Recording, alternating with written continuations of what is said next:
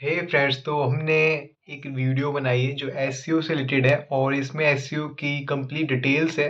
अगर आप beginner level से स्टार्ट कर रहे हो, एसईओ कैसे वर्क करता है, कैसे काम करेंगे वेबसाइट में, तो ये सारी चीज़ आपको एक ही वीडियो में मिल जाएगी। तो इस वीडियो को आपको पूरा एंड तक देखना है और हमारे चैनल को सब्सक्राइब करना है। पूरा वीडियो देखिए कि एसईओ कैसे वर्क करता है, एसईओ की डेफिनेशन, प्रॉपर ट्यूटोरियल्स, पूरा एक घंटे से ऊपर की वीडियो मैंने बनाई हुई है हमारी टीम ने। तो ज़रूर देखिए और लाइक करना, वीडियो को पूरा देखना, सीखना, जो भी डाउट हो कमेंट में पूछना। मिलते हैं वीडियो के बाद। SEO search engine optimisation means अपनी वेबसाइट को इस तरीके से ऑप्टिमाइज करना, इस तरीके से उसमें चेंजेस करने या फिर इस तरीके से उसको मैनेज करना कि जब भी कोई सर्च इंजन पर आपके बिजनेस से रिलेटेड कीवर्ड टाइप करे तो उसे आपकी वेबसाइट टॉप पर शो हो। लेट्स सी कैसे। मैंने गूगल पे टाइप किया best digital marketing agency.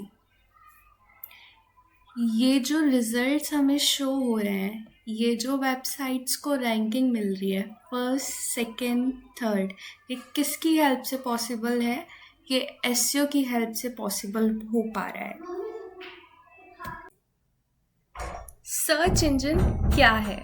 Search engine एक सॉफ्टवेयर प्रोग्राम है जहाँ पर आप अपनी क्वेरीज को लिखते हो, और जो सबसे पॉपुलर है क्वेरीज को फाइंड आउट करने के लिए वो है गूगल। गूगल एक सर्च इंजन है। लेट्स सी कैसे। गूगल ने ये जो पेज ओपन करके दिया है जहाँ पर हम अपनी क्वेरीज को लिखते हैं और अपने आंसर को फाइंड आउट करते हैं, इसे ही सर्च इंजन बोलते हैं। गूगल के अलावा भी काफ़ी सारे सर्च इंजन्स हैं, जैसे कि डक डक गो है, बाइडू है, येंडेक्स है। इसके अलावा भी काफ़ी सारे सर्च इंजन्स हैं। सर्च इंजन कैसे वर्क करता है, लेट्स सी। सर्च इंजन की वर्किंग जो है वो 3 स्टेप्स में डिवाइडेड है: crawling, indexing and ranking. Search engine कैसे वर्क करता है? मैंने गूगल पे टाइप किया बेस्ट डिजिटल मार्केटिंग एजेंसी और मुझे कुछ सेकंड्स में ही रिजल्ट शो हो गए।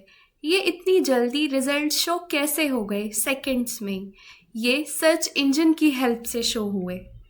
सर्च इंजन पहले से ही प्रिपरेशन करके रखता है जिसकी हेल्प से सेकंड्स में रिजल्ट शो होते हैं। पहले से ही डाटा को ढूंढ के रखता है।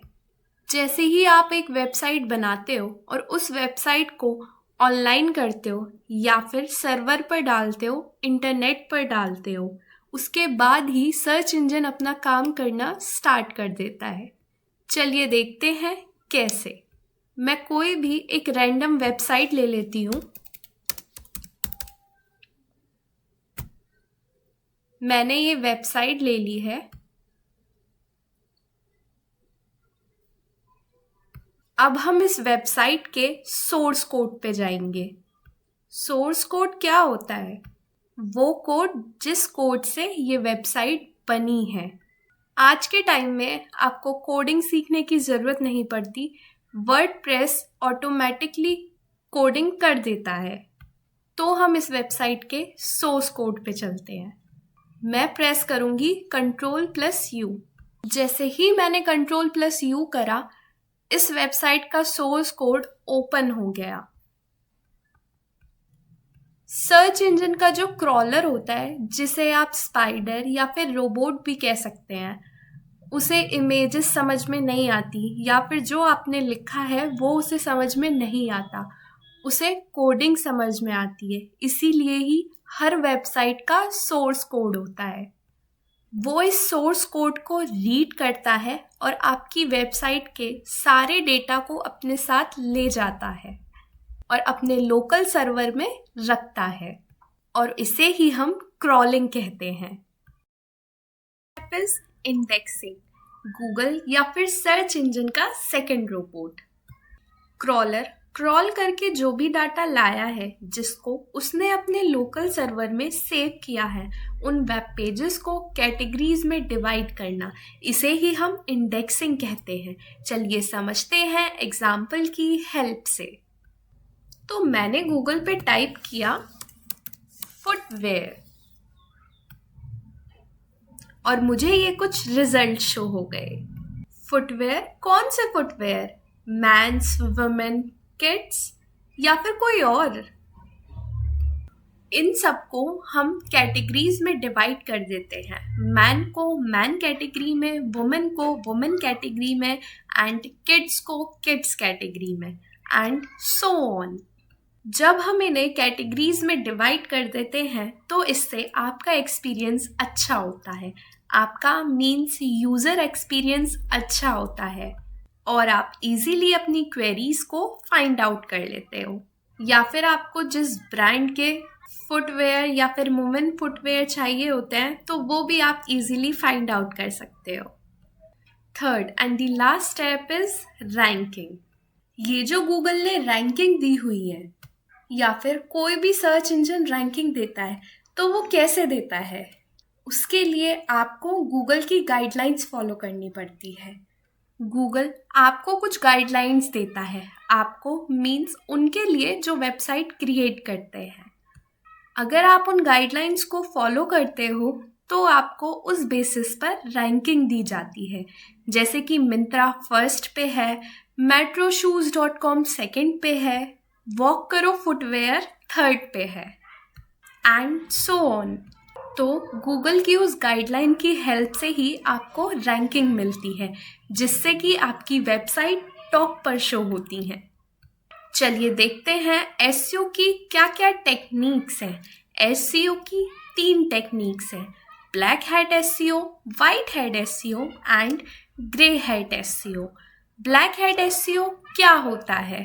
गूगल जो गाइडलाइंस देते हैं, अगर आप उसको फॉलो ना करें, आप यानी यूज़र यानी जिसने वेबसाइट क्रिएट की है, अगर आपने गूगल की गाइडलाइंस को फॉलो नहीं किया है तो वो ब्लैक हैट एसईओ में आता है।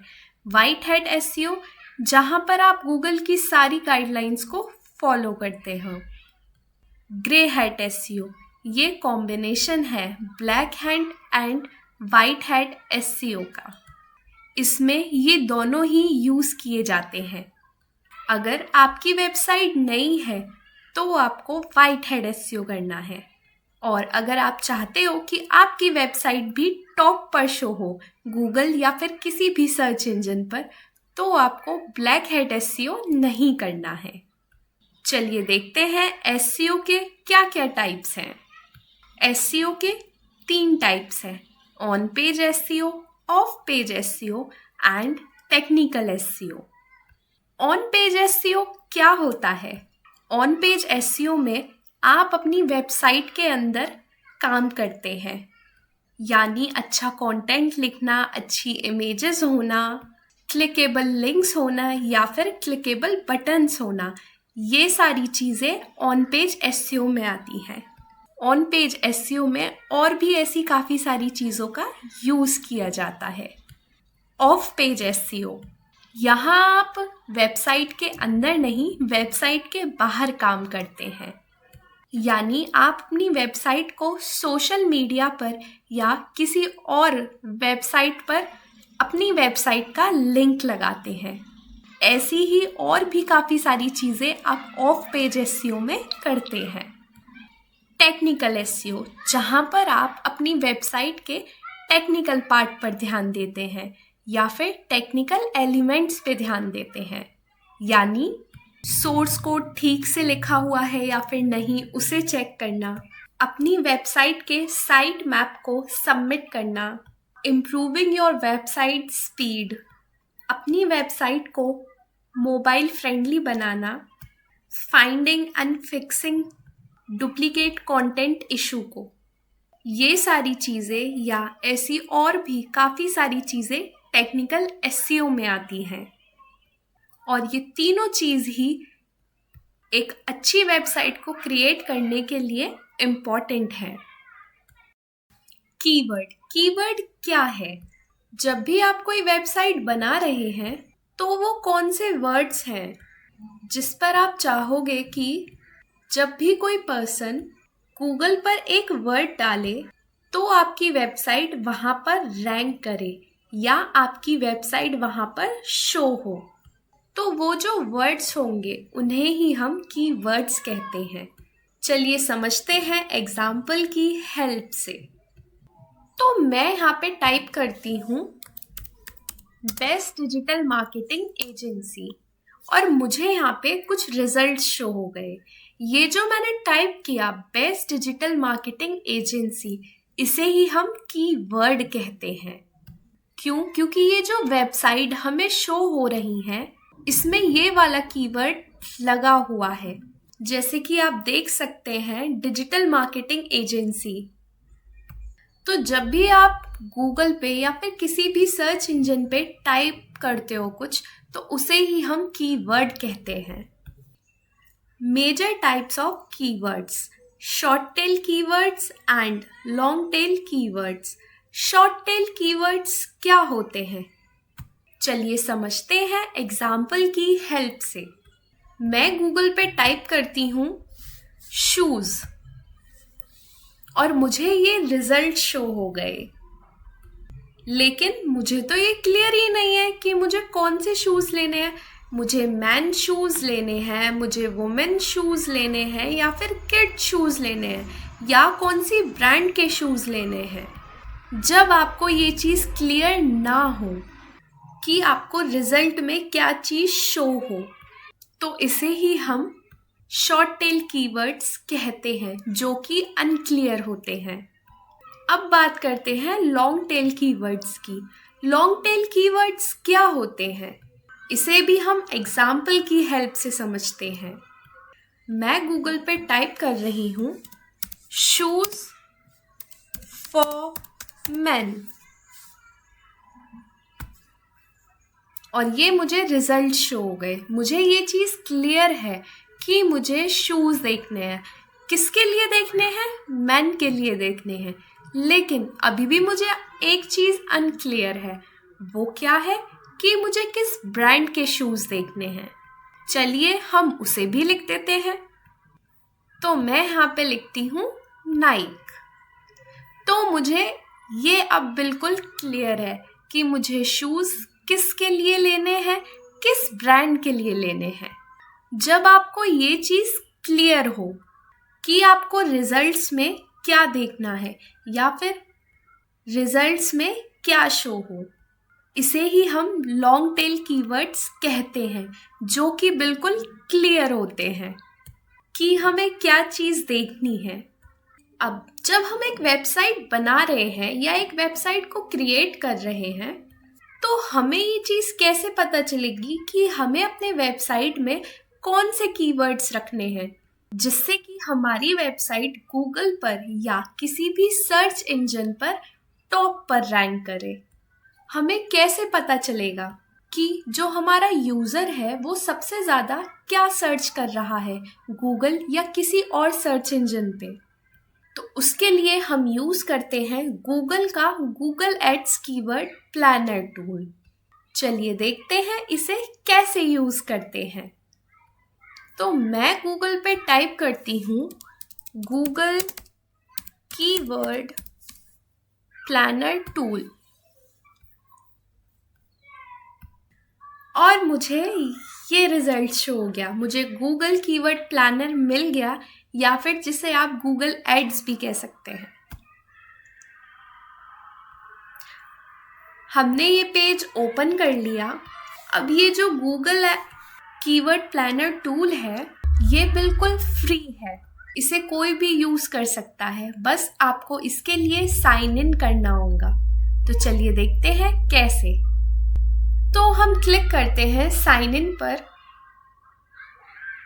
हाँ, ये पेज ओपन हो चुका है और अब हमें जाना है न्यू गूगल एड्स अकाउंट पर। यहाँ से आप अपना अकाउंट क्रिएट कर सकते हैं अगर आपका अकाउंट नहीं है। मेरा अकाउंट है तो मैं उसे लॉग इन करती हूँ। तो मैंने ये देखिए अब हम चलते हैं टूल्स में। टूल्स में भी कहाँ पे? प्लानिंग में। उसके बाद हम कहाँ जाएंगे? हम जाएंगे कीवर्ड प्लानर पे। ये देखिए, ये हमें कुछ इस तरह का इंटरफेस शो हो गया। अब हम जाएंगे डिस्कवर न्यू कीवर्ड्स पे। अब हमने जो अपनी वेबसाइट जिस टॉपिक पे बनाई है या फिर जिस टॉपिक से रिलेटेड हमें कीवर्ड फाइंड करना है, उसे हम यहाँ पे लिख देंगे। मैं कोई भी रैंडम कीवर्ड टाइप कर देती हूँ। मैंने टाइप कर दिया फ्रूट्स। आप एक से ज़्यादा भी कीवर्ड एक बार में टाइप कर सकते हैं। चलिए अब हम चलते हैं गेट रिजल्ट्स पे, और यहाँ मुझे रिजल्ट शो हो गए हैं। ये देखिए, हम बात करते हैं गूगल कीवर्ड प्लानर टूल की। ये कैसे वर्क करता है? आपको अपनी वेबसाइट में जो भी कीवर्ड्स डालने हैं या कह सकते हैं जो भी कीवर्ड्स लिखने हैं, वो आप यहाँ से सर्च कर सकते हैं। देख सकते हैं कि उसका कंपटीशन कितना है, या जो कोई भी कीवर्ड आपके माइंड में है आप उसे भी यहाँ पे सर्च कर सकते हैं और ये चेक कर सकते हैं कि वो कीवर्ड कंपटीशन में है या नहीं। कंपटीशन मीन्स यूज़र उस कीवर्ड को टाइप कर रहा है गूगल या किसी और सर्च इंजन पे या नहीं। लेट्स सी कैसे। तो मैंने टाइप किया डिजिटल मार्केटिंग।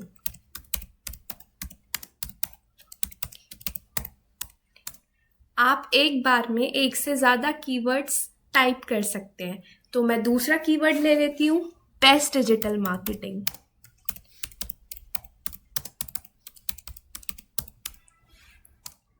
आप और भी कीवर्ड्स यहाँ पे लिख सकते हैं।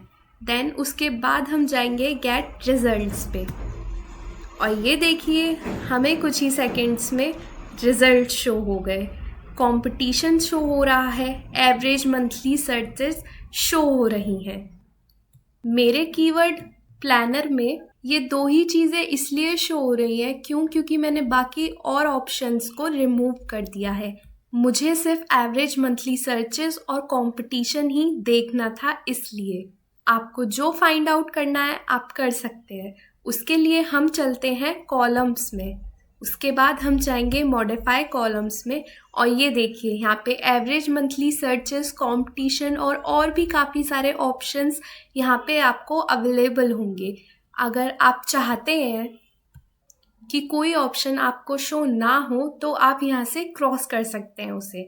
देन उसके बाद अप्लाई, फिर आपको यहाँ पे वही ऑप्शन शो होंगे जो आप देखना चाहते हैं।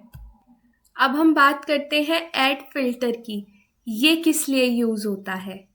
ये जो कीवर्ड्स हमें शो हो रहे हैं, इसमें से हम चाहते हैं या फिर हमारे माइंड में कोई कीवर्ड है जो हम चाह रहे हैं कि वो शो ना हो, तो उसे हम ऐड फिल्टर की हेल्प से अनअवेलेबल कर सकते हैं। चलिए देखते हैं कैसे। हम चलते हैं ऐड फिल्टर्स। इसमें हमने कीवर्ड चूज कर लिया। उसके बाद कंटेन का मीनिंग होता है जो आप कीवर्ड्स देखना चाहते हैं। हमने यहाँ पे लिखा डज नॉट कंटेन। अब हम कौन सा कीवर्ड नहीं देखना चाहते उसे हम यहाँ पे लिख देंगे। मैं लिख देती हूँ मार्केटिंग स्ट्रेटेजी, देन अप्लाई।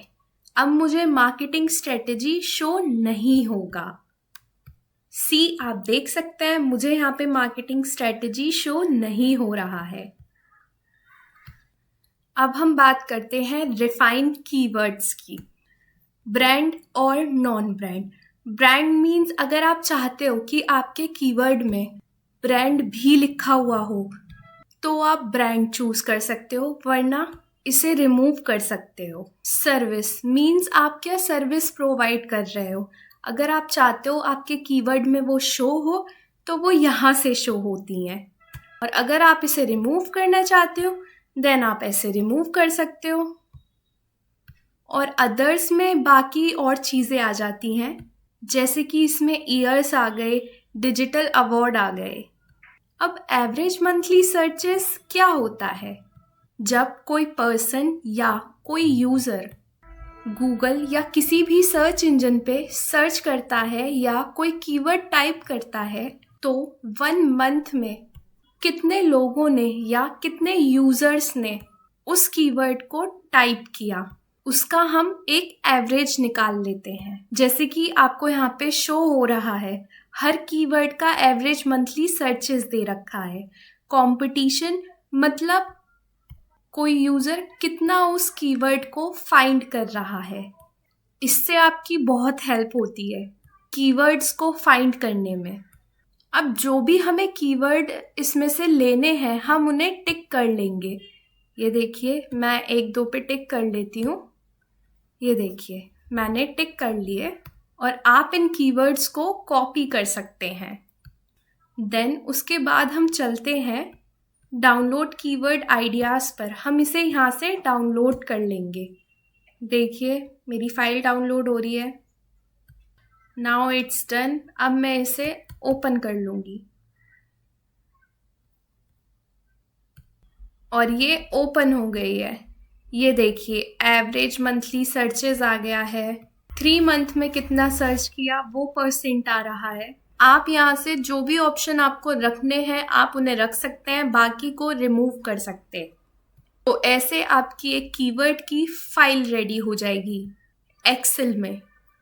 अब हम बात करते हैं पेड टूल की कीवर्ड को सर्च करने के लिए, जो कि सैमरस है। सैमरस के अलावा भी और भी काफ़ी सारे पेड टूल्स हैं।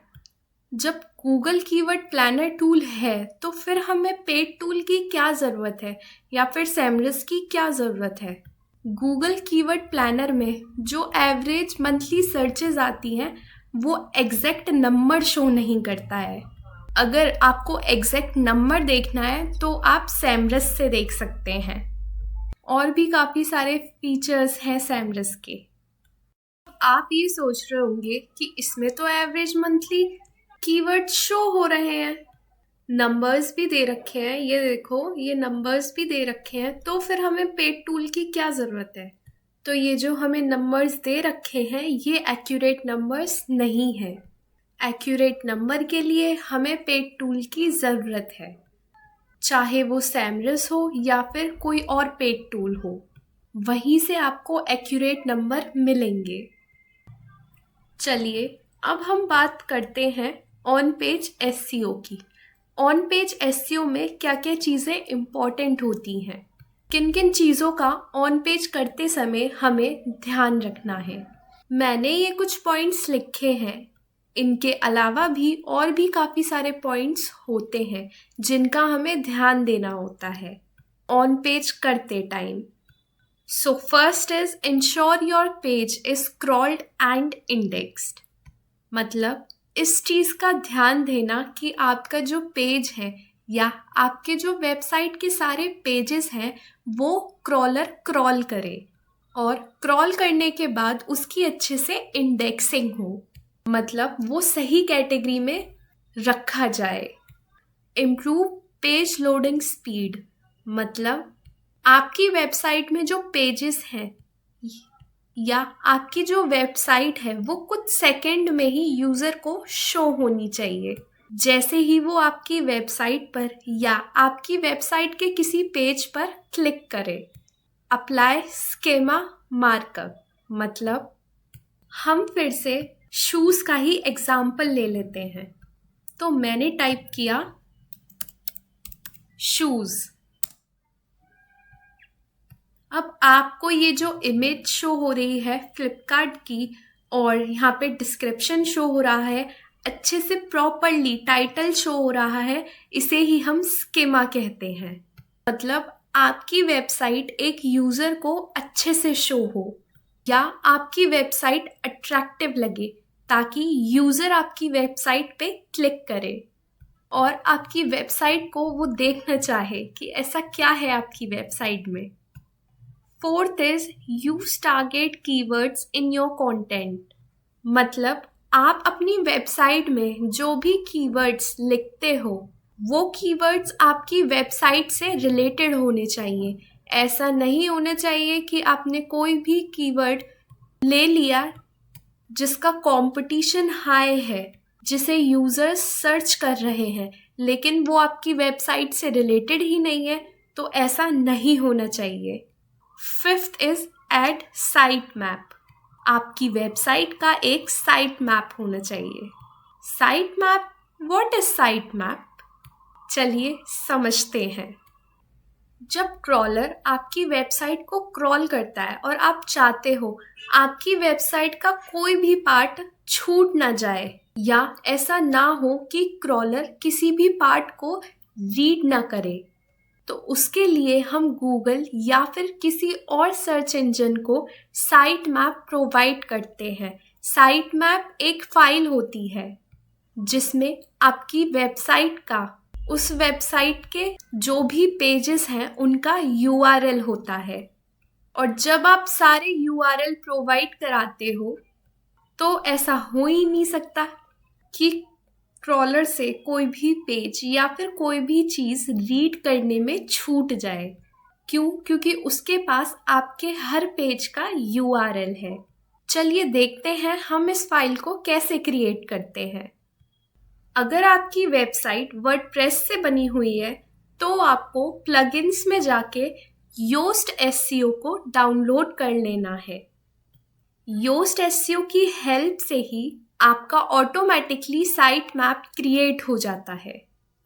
योस्ट SEO प्लगइन इंस्टॉल करने के बाद आप अपनी वेबसाइट का URL कॉपी कर लेंगे। मैं कोई भी एक रैंडम वेबसाइट ले लेती हूँ। अब मैं इस साइट का URL कॉपी कर लेती हूँ।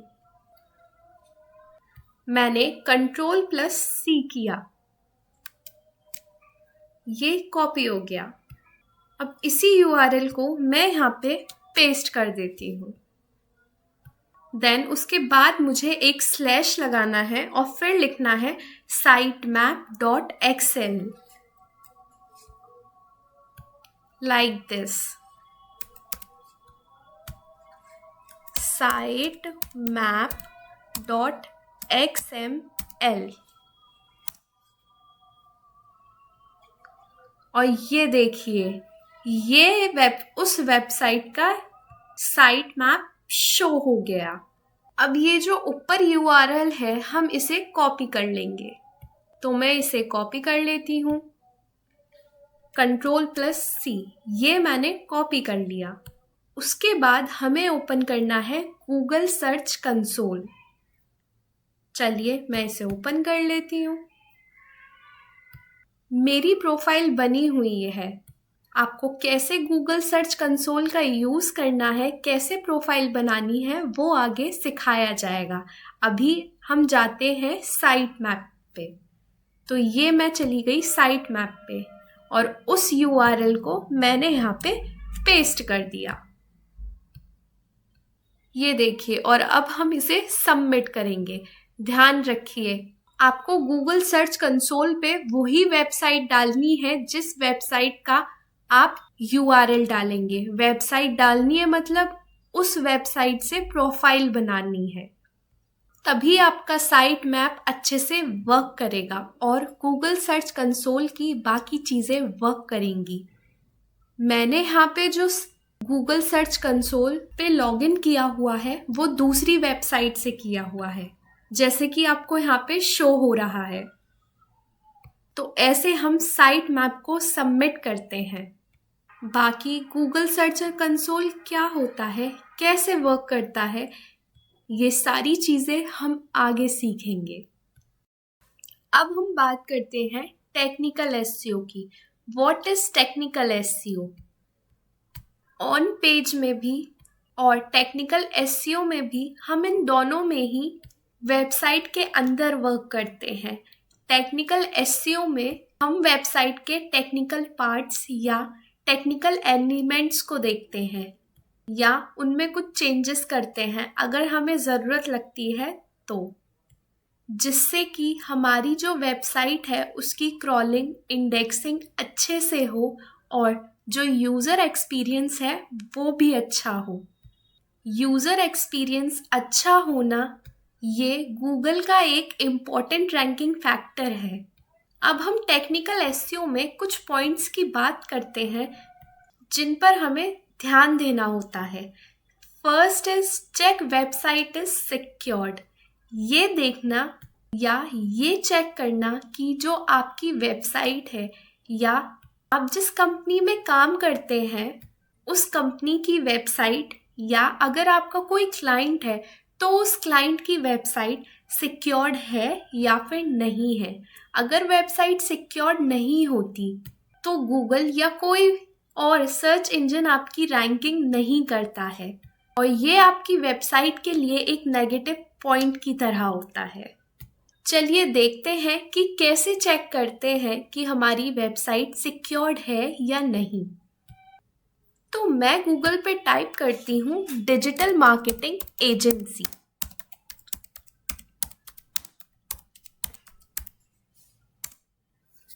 ये देखिए मुझे कुछ रिजल्ट शो हो गए। आप देख रहे होंगे ये जो वेबसाइट्स मुझे शो हो रही हैं, इन वेबसाइट्स का जो मुझे यूआरएल शो हो रहा है उसमें इसमें एक चीज़ कॉमन है। वो क्या है? HTTP के साथ S लगा हुआ है। इस फर्स्ट वेबसाइट में भी, सेकंड में भी, थर्ड में भी, और भी काफ़ी सारी वेबसाइट्स हैं उनमें भी। ये देखिए सबके साथ S लगा हुआ है। ऐसा क्यों? ऐसा इसलिए क्योंकि S मीन्स आपकी वेबसाइट सिक्योर्ड है, आपकी वेबसाइट के पास SSL सर्टिफिकेट है। अगर HTTP ही होता इट मीन्स आपकी वेबसाइट सिक्योर्ड नहीं है। तो इस चीज़ का ध्यान दें कि आपकी वेबसाइट में भी HTTPS होना चाहिए। अब हम बात करते हैं स्ट्रक्चर्ड डेटा की। What is structured data? क्या होता है स्ट्रक्चर्ड डेटा? तो मैंने गूगल पे टाइप किया शूज़, और ये देखिए मुझे कुछ रिजल्ट शो हो रहे हैं। एडिटास्क शो हो रहे हैं, फ्लिपकार्ट शो हो रहे हैं, अमेज़ॉन शो हो रहे हैं, और भी काफ़ी सारी ब्रांड के नेम मुझे शो हो रहे हैं। आप देख सकते हैं कि यहाँ पे ये जो टाइटल लिखा हुआ है, डिस्क्रिप्शन लिखा हुआ है, डिस्क्रिप्शन में भी कीवर्ड्स लिखे हुए हैं और साथ ही साथ इमेज भी है। तो इसे ही हम स्ट्रक्चर्ड डेटा कहते हैं। मीन्स आपकी वेबसाइट अट्रैक्टिव लग रही है।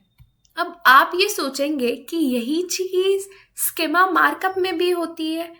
तो यस, स्कीमा मार्कअप में और स्ट्रक्चर्ड डेटा में डिफरेंस होता है। वो क्या है? स्कीमा मार्कअप में हम एक अच्छा टाइटल लिखते हैं, डिस्क्रिप्शन एक अच्छा लिखते हैं और अच्छी इमेज को लगाते हैं। वहीं स्ट्रक्चर्ड डेटा में हम ये चीज़ चेक करते हैं कि हमारी वेबसाइट कैसी शो हो रही है गूगल या किसी और सर्च इंजन पे। हर चीज़ प्रॉपरली है या नहीं, जैसे कि इसमें रेटिंग भी दी गई है, लोकेशन भी दी गई हुई है। तो ये सारी चीज़ें स्ट्रक्चर्ड डेटा में आती हैं। Next is site map. Site map तो ऑन पेज एसईओ में भी आया था। तो हाँ, क्यों? क्योंकि ऑन पेज एसईओ में हम ये चेक करते हैं कि हमारी वेबसाइट का साइट मैप है या फिर नहीं।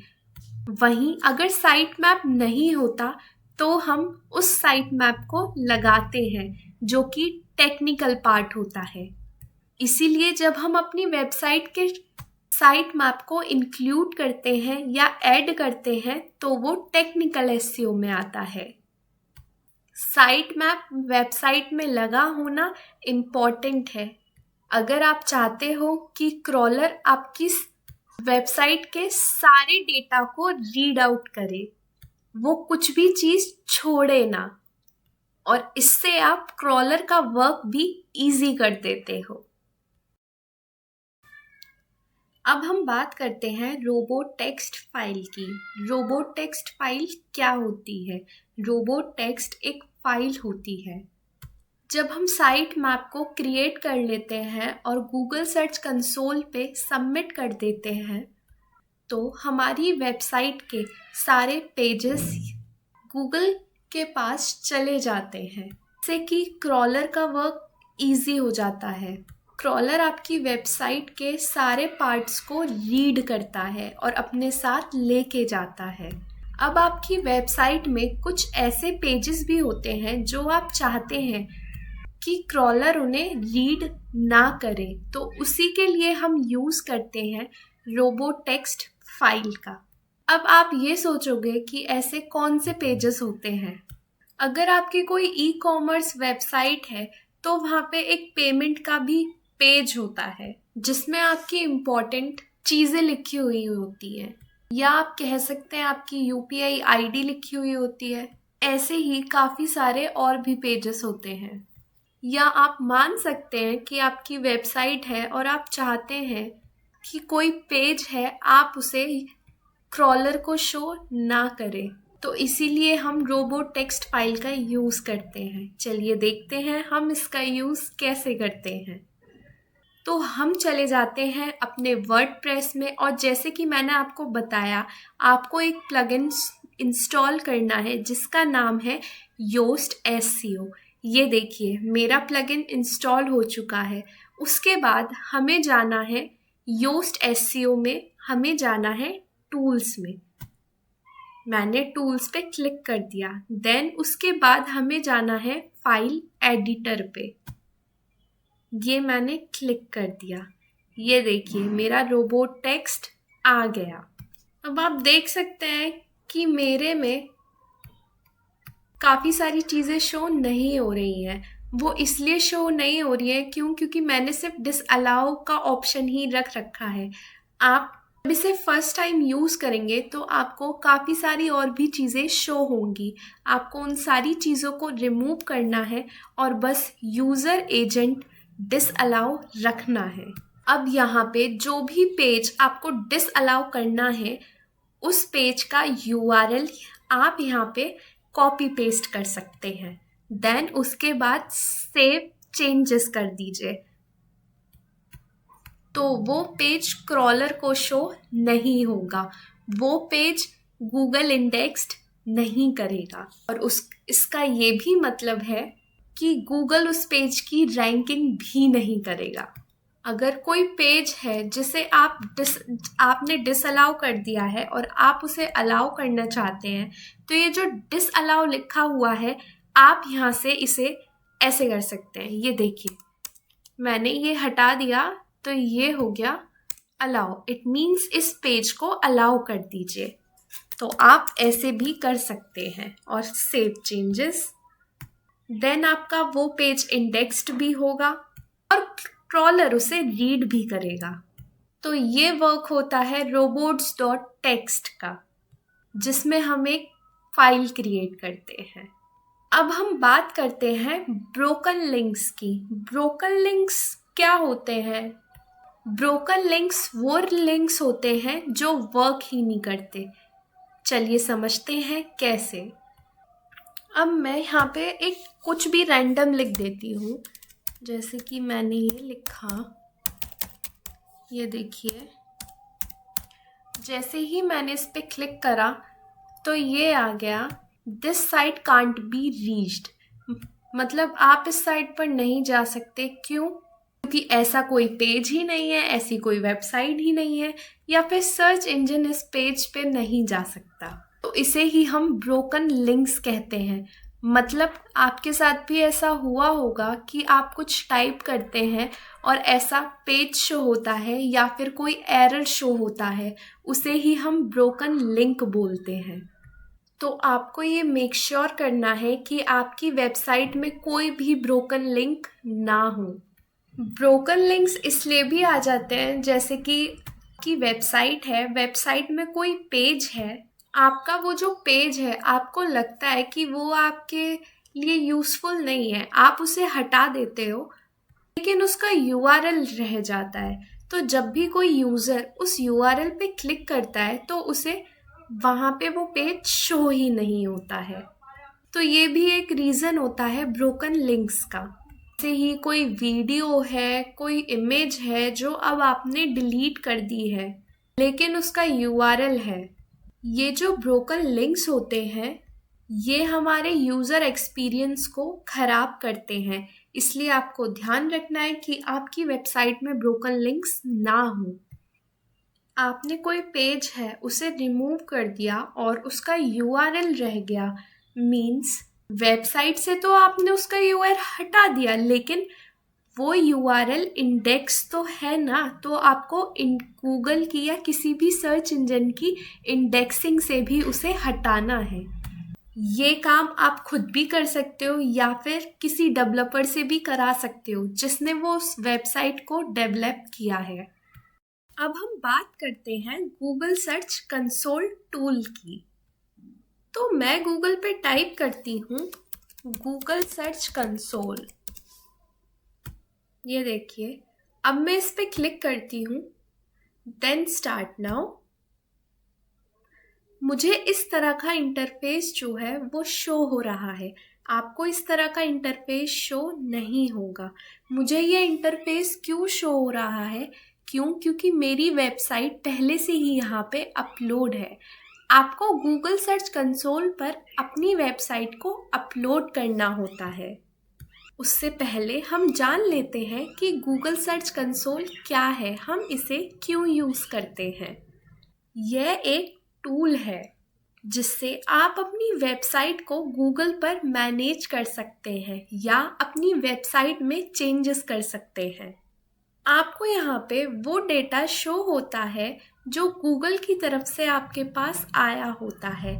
यानी कोई भी यूज़र जब आपकी वेबसाइट को सर्च करता है या फिर आपकी वेबसाइट पे क्लिक करता है गूगल पर, तो आपको वही डेटा यहाँ पे शो होता है। कितने लोगों ने आपकी वेबसाइट के ऊपर क्लिक किया वो आपको शो होता है। जो लोग या फिर जो यूज़र सोशल मीडिया के थ्रू या फिर किसी और सर्च इंजन के थ्रू आपकी वेबसाइट पर आते हैं, वो डेटा यहाँ पे शो नहीं होता है। अब हम बात करते हैं कि हम अपनी वेबसाइट को कैसे अपलोड करते हैं। आप जैसे ही स्टार्ट नाउ पे क्लिक करेंगे, आपको कुछ इस तरह का इंटरफेस शो होगा। देन आपको यूआरएल प्रीफिक्स में जाना है और यहाँ पे अपनी वेबसाइट का यूआरएल डालना है या फिर कह सकते हैं कि पेस्ट करना है। देखते हैं कैसे। ये मैंने एक वेबसाइट ले ली है। अब मैं इस वेबसाइट का ये जो यूआरएल है इसे कॉपी कर लेती हूँ Ctrl+C से। ये मैंने कॉपी कर लिया। देन अब मैं इसे पेस्ट कर लेती हूँ यहाँ पे इस तरीके से। ये पेस्ट हो चुका है। उसके बाद हमें कंटिन्यू करना है और ये वेरिफिकेशन हो रहा है। मेरी वेबसाइट पहले से ही यहाँ पे अपलोड है, इसलिए मुझे ये वेरिफिकेशन शो हो रहा है। आपको ये शो नहीं होगा। आपको इस तरह का इंटरफेस शो होगा। देन उसके बाद हमें जाना है HTML टैग में। ये हमसे वेरिफिकेशन मांग रहा है, तो हमें अपनी वेबसाइट को वेरीफाइड कराना होता है।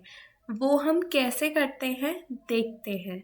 ये जब हम HTML टैग में गए तो ये हमें ये लिंक शो हो रहा है। हम इस लिंक को कॉपी कर लेंगे और अपनी वेबसाइट में पेस्ट करेंगे। चलिए देखते हैं कैसे। मैं इसे कॉपी कर लेती हूँ। आपके पास दो तरीके होते हैं। या तो आप इस वेबसाइट के सोर्स कोड में जाके इसे पेस्ट कर सकते हैं।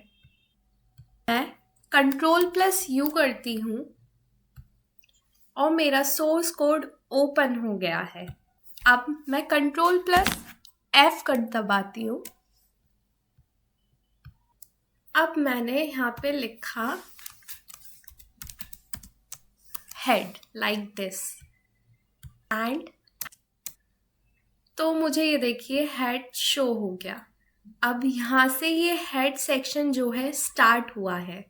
अगर मैं यहाँ पे स्लैश लगा दूंगी ऐसे, ये देखिए, तो ये यहाँ पे ये जो हेड आ रहा है ये यहाँ पे फिनिश हो रहा है।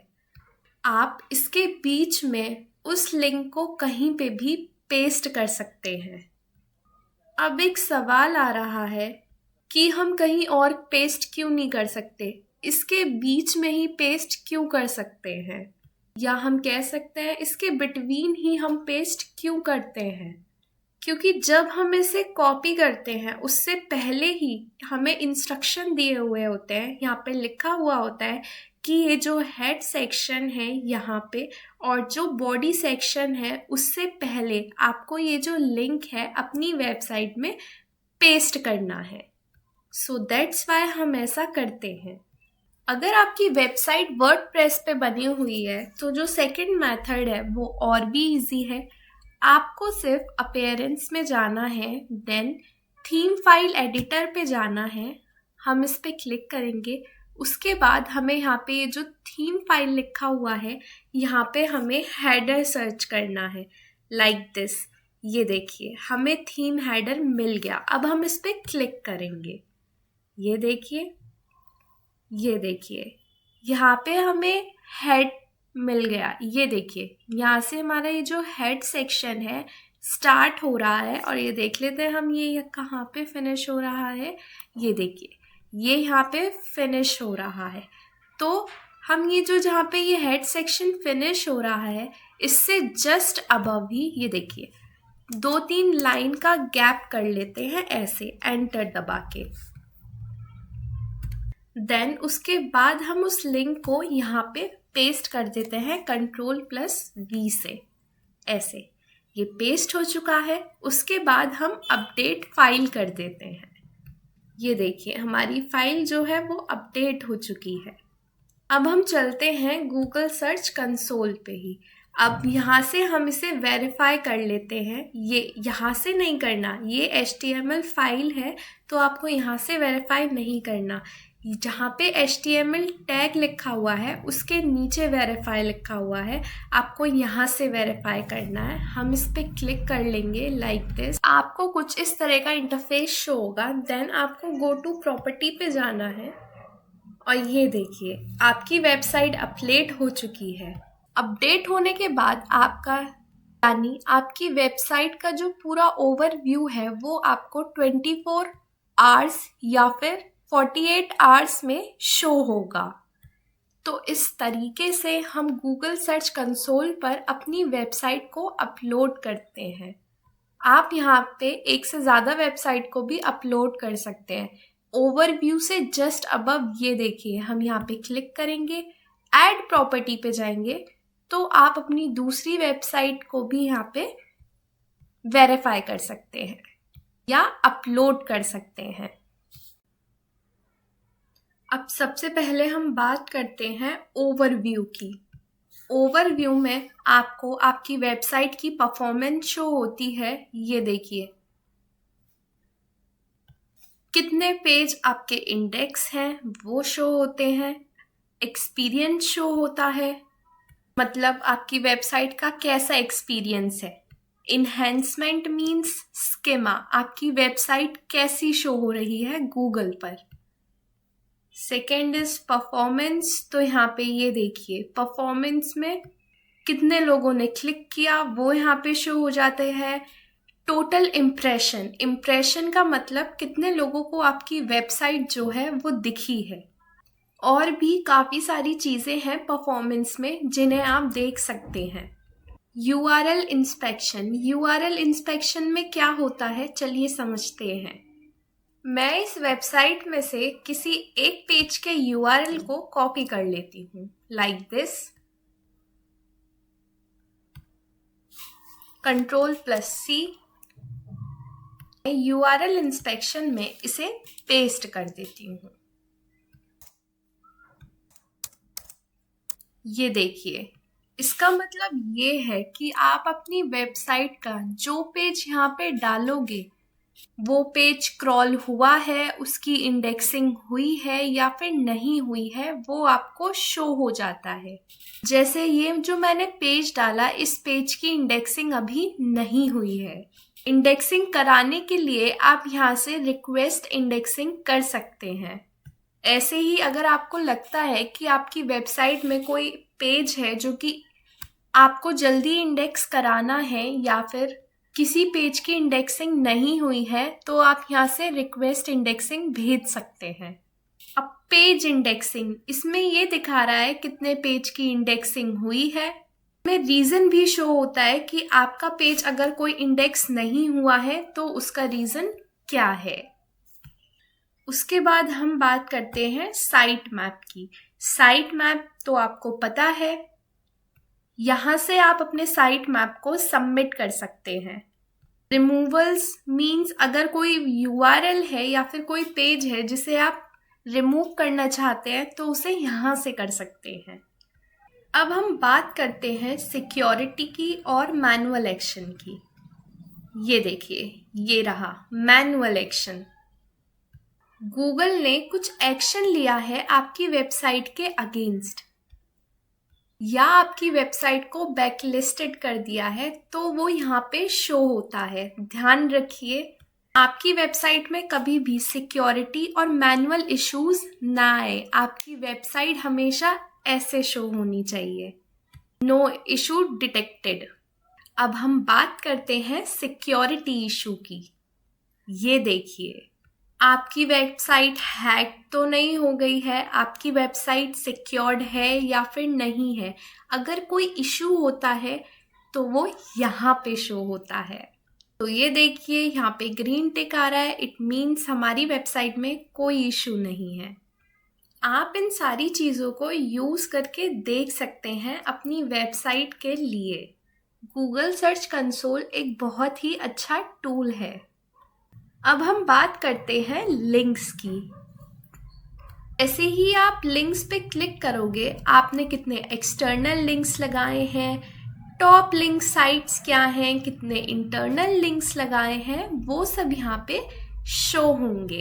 एक्सटर्नल लिंक का मतलब होता है वेबसाइट के बाहर लिंक्स लगाना। लाइक जैसे कि आप सोशल मीडिया पे लिंक लगा देते हो या फिर किसी और वेबसाइट में लिंक लगाते हो अपनी वेबसाइट का। किसी और वेबसाइट का मतलब जो फेमस वेबसाइट है, वहाँ पर अगर आप अपनी वेबसाइट का लिंक लगाते हो तो वो एक्सटर्नल में इंक्लूड होता है। लेकिन हम किसी और की वेबसाइट में तभी अपनी वेबसाइट का लिंक लगा सकते हैं जब वो हमें परमिशन दे। तो इस चीज़ का ध्यान रखिए, जब भी आप किसी और की वेबसाइट में अपना लिंक लगाएं तो वो वेबसाइट जो गाइडलाइन देती है उसे एक बार आप रीड कर लीजिएगा। अब इंटरनल लिंक्स क्या होते हैं? इट मीन्स वो लिंक्स जो आप अपनी वेबसाइट के अंदर लगाते हो। लाइक किसी पेज पे आपने लिंक लगाया कि कोई पर्सन जैसे ही उस लिंक पे क्लिक करेगा तो वो आपके ही वेबसाइट के किसी और पेज पर चला जाएगा। इसे ही हम इंटरनल लिंक बोलते हैं। Next is top linking site, मतलब जिस साइट पे या फिर जिस वेबसाइट पे आपने अपनी वेबसाइट का लिंक लगाया है वो सारी वेबसाइट आपको यहाँ पे शो होंगी। Of page SEO. Of page SEO क्या होता है? जब आप अपनी वेबसाइट के बाहर वर्क करते हैं या फिर आप अपनी वेबसाइट को किसी भी सोशल मीडिया प्लेटफॉर्म पर या किसी और वेबसाइट पर प्रमोट करते हैं तो उसे हम ऑफ पेज एसईओ कहते हैं। ऑफ पेज एसईओ करना इसलिए भी इम्पॉर्टेंट होता है क्योंकि इससे हमारे यूज़र का ट्रस्ट बिल्ड होता है हमारी वेबसाइट के लिए। ऑफ पेज में हमें क्या क्या चीज़ों का ध्यान रखना है, हम उन चीज़ों की बात करते हैं। तो सबसे पहले है बैकलिंक्स। अब ये बैकलिंक्स क्या होते हैं, चलिए समझते हैं एग्जाम्पल की हेल्प से। मैंने ये एक रैंडम वेबसाइट ले ली है, अब हम चलते हैं इसके ब्लॉग्स में। अब मैं यहाँ पे किसी एक ब्लॉग पे क्लिक कर लेती हूँ। ये देखिए, अब यहाँ पे कुछ लिंक्स लगे हुए हैं, ये आपको शो हो रहा है।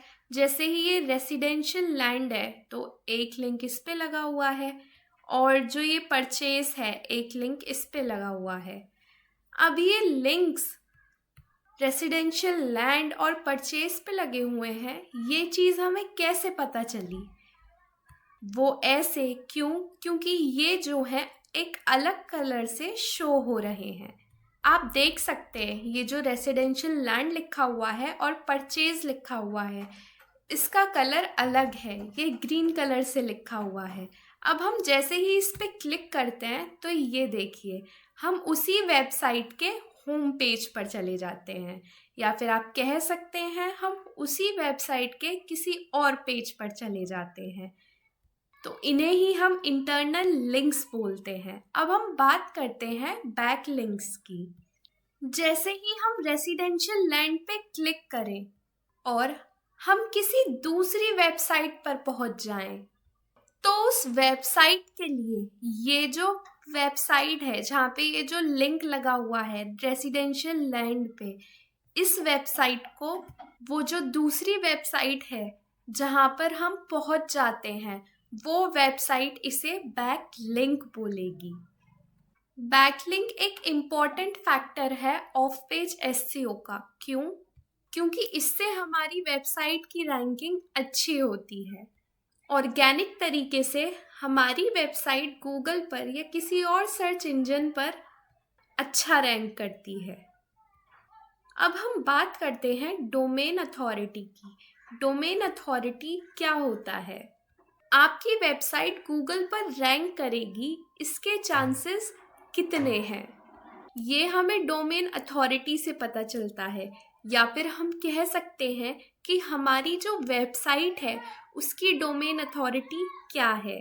जब एक डोमेन अथॉरिटी को कैलकुलेट किया जाता है तो उसमें काफ़ी सारी चीज़ें होती हैं जिन्हें मिलाकर एक डोमेन अथॉरिटी को कैलकुलेट किया जाता है, लाइक ट्रैफिक, वेबसाइट सिक्योर्ड है या नहीं, या वेबसाइट में अच्छे बैकलिंक्स हैं या नहीं, और भी बहुत कुछ चीज़ों को ध्यान में रखा जाता है जब हम डोमेन अथॉरिटी को कैलकुलेट करते हैं। चलिए देखते हैं हम एक वेबसाइट की डोमेन अथॉरिटी कैसे चेक करते हैं। अब मैं टाइप कर लेती हूँ moz.com। ये फ्री टूल है। आपको ये जो वेबसाइट दिख रही है moz.com, इस पर क्लिक नहीं करना है। आपको जाना है क्रोम वेब स्टोर पे। आपको यहाँ पे जाके इस पर क्लिक करना है। अब हमें यहाँ से ऐड टू क्रोम करना है, ऐड एक्सटेंशन करना है लाइक दिस, और अब ये डाउनलोड हो रहा है, ये देखिए। और अब ये डाउनलोड हो चुका है। जैसे ही हम यहाँ पे क्लिक करेंगे, ये हमारा जो मोज बार है ये डाउनलोड हो चुका है। अब हम इसमें लॉगिन कर लेंगे। सबसे पहले आपको यहाँ पे सेटिंग्स में जाना है और ये देखना है कि क्या आपका मोज बार जो है वो इनेबल है या नहीं। जैसे कि ये मेरा यहाँ पे इनेबल नहीं है तो मैं इसे इनेबल कर लूँगी। देन उसके बाद हम लॉगिन पे जाएंगे। अगर आपकी लॉगिन आईडी बनी हुई है तो आप उसे यहाँ पे डाल सकते हैं, और अगर नहीं बनी हुई है तो आप साइन अप कर सकते हैं। तो मैंने लॉगिन कर लिया है। अब मैं किसी रैंडम वेबसाइट को ले लूँगी। चलिए मैं गूगल पे टाइप करती हूँ डिजिटल मार्केटिंग। ये देखिए, चलो मैं इस वेबसाइट को ही ले लेती हूँ। ये देखिए, अब मुझे यहाँ पे, ये देखिए, मुझे यहाँ पे ऊपर ही स्टार्टिंग में ही मोज़बार शो हो गया और इस वेबसाइट की डोमेन अथॉरिटी शो हो गई। इस वेबसाइट की जो डोमेन अथॉरिटी है वो है 96%, विच इज़ वेरी गुड। आपको फ्री वर्जन में डोमेन अथॉरिटी दिखेगी और पेज अथॉरिटी शो होगी, लेकिन आपको फ्री वर्जन में स्पैम स्कोर नहीं शो होगा। स्पैम स्कोर भी बहुत इम्पॉर्टेंट है चेक करना एक वेबसाइट का, और उसे चेक करने के लिए आपको प्रीमियम वर्जन लेना होगा। पहले ये फ्री था लेकिन अब ये प्रीमियम में है। एक चीज़ का आपको ध्यान रखना है, जब भी आप अपनी वेबसाइट का लिंक किसी दूसरी वेबसाइट पर लगाएं तो उसकी डोमेन अथॉरिटी, पेज अथॉरिटी और स्पैम स्कोर, ये तीनों चीज़ें ज़रूर चेक करें। चलिए अब हम बात करते हैं पेज अथॉरिटी की। एक वेबसाइट जो होती है वो काफ़ी सारे पेजेस को मिलाकर बनती है, और अगर हम किसी वेबसाइट को ऑनलाइन देख रहे हैं तो वो काफ़ी सारे वेब पेजेस को मिला के बनती है। पेजेस और वेब पेजेस सेम ही होते हैं, लेकिन जब एक वेबसाइट ऑनलाइन आ जाती है या आप कह सकते हैं इंटरनेट पे आ जाती है, तो हम उन पेजेस को वेब पेजेस बोलते हैं। वेबसाइट के हर पेज को हम वेब पेज बोलते हैं। और जो हमारी वेबसाइट होती है वो काफ़ी सारे वेब पेजेस को मिला के बनती है, या फिर काफ़ी सारे पेजेस को मिला के बनती है। और जो डोमेन अथॉरिटी होती है वो एक वेबसाइट की चेक होती है, लेकिन जो पेज अथॉरिटी होती है वो हर पेज की डिफरेंट होती है। चलिए समझते हैं एग्जाम्पल की हेल्प से। ये मैंने एक रैंडम वेबसाइट ले ली है। आप देख सकते हैं यहाँ पे ये जो DA है वो 92% है और ये जो पेज अथॉरिटी है वो 52% है। अब चलिए हम किसी और पेज को ले लेते हैं, जैसे मैं इसे ले लेती हूँ। ये देखिए, अब ये जो DA है वो तो सेम है। क्यों? क्योंकि जो हमारा DA होता है, यानी जो हमारी डोमेन अथॉरिटी होती है, वो एक वेबसाइट की होती है, लेकिन जो पेज अथॉरिटी होती है वो हर पेज की डिफरेंट होती है, जैसे कि आपको शो हो रहा है। अब जो हमारी पेज अथॉरिटी है वो 50 है, लेकिन इससे पहले जो पेज अथॉरिटी थी वो कुछ और थी। चलिए हम एक और पेज पे चले जाते हैं। ये देखिए, इस पेज की जो अथॉरिटी है वो भी अलग है। अब हम बात करते हैं सर्च इंजन सबमिशन की। ये क्या होता है? आप अपनी वेबसाइट को गूगल पे तो सबमिट करते हो ही। हमारा जो यूज़र है उसे आपकी वेबसाइट गूगल पे तो शो होती है, लेकिन जहाँ थोड़ा बहुत भी ट्रैफिक है उस सर्च इंजन पर भी हम अपनी वेबसाइट को सबमिट कर सकते हैं, या कह सकते हैं गूगल के अलावा भी आप बाकी और सर्च इंजन पर अपनी वेबसाइट को सबमिट कर सकते हैं।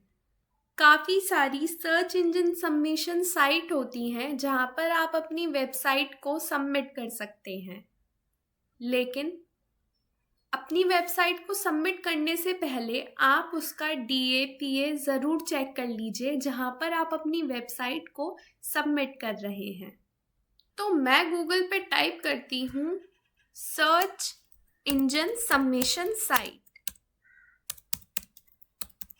ये देखिए, आप कहीं भी कोई सी भी साइट पर जाकर अपनी वेबसाइट को सबमिट कर सकते हैं। चलिए मैं इस पे फर्स्ट पे ही चली जाती हूँ। ये देखिए, ये कुछ साइट शो हो रही हैं, लेकिन ये जो साइट है ये पेड है, हमें फ्री साइट देखनी है। आप चाहें तो पेड पे भी सबमिट कर सकते हैं, लेकिन SEO के लिए ही, या फिर आप कह सकते हैं SEO के पॉइंट ऑफ व्यू से आपको हमेशा फ्री साइट लेनी है। अब मैं यहाँ से इस पे क्लिक कर लेती हूँ फ्री वेब सबमिशन पे। अब यहाँ से मैं किसी पे भी अपनी वेबसाइट को सबमिट कर सकती हूँ। ये देखिए, मैंने ये ले लिया। ये देखिए, ये एक साइट ले ली है मैंने और यहाँ पे आ रहा है add your website for free. तो आप अपनी वेबसाइट को यहाँ पे डाल सकते हैं, या फिर कह सकते हैं आप अपनी वेबसाइट को यहाँ पे सबमिट कर सकते हैं। वेबसाइट सबमिट करते समय भी आपको ये चीज़ का ध्यान रखना है कि आपको वहीं पे अपनी वेबसाइट सबमिट करनी है जहाँ पर आपकी वेबसाइट से रिलेटेड ही क्वेश्चन पूछे जाएं। जैसे कि इसमें है URL, डोमेन, अपनी वेबसाइट का कैटेगरी, टाइटल, डिस्क्रिप्शन। इस तरीके से आप और भी साइट्स पे जाकर अपनी वेबसाइट को सबमिट कर सकते हैं। लेकिन आपको एक चीज़ का ध्यान रखना है कि आपको अपनी वेबसाइट जब आप सबमिट करते हो तो लिमिटेड ही सबमिट करनी है। मतलब ऐसा नहीं है कि आप हर किसी वेबसाइट पर जा रहे हो और हर किसी वेबसाइट पर अपनी साइट डाल रहे हो। नहीं, ऐसा नहीं होना चाहिए। सर्च इंजन सबमिशन पे आपको अपनी वेबसाइट लिमिटेड ही सबमिट करनी है। ऑफ पेज एसईओ में अब हम बात करते हैं सोशल बुकमार्किंग की। सोशल बुकमार्किंग क्या होता है? कुछ ऐसी साइट्स होती हैं जहां आप अपनी वेबसाइट के लिंक्स मतलब इंटरनल लिंक्स को या फिर वेबसाइट के ब्लॉग्स को शेयर कर सकते हो। चलिए देखते हैं कैसे।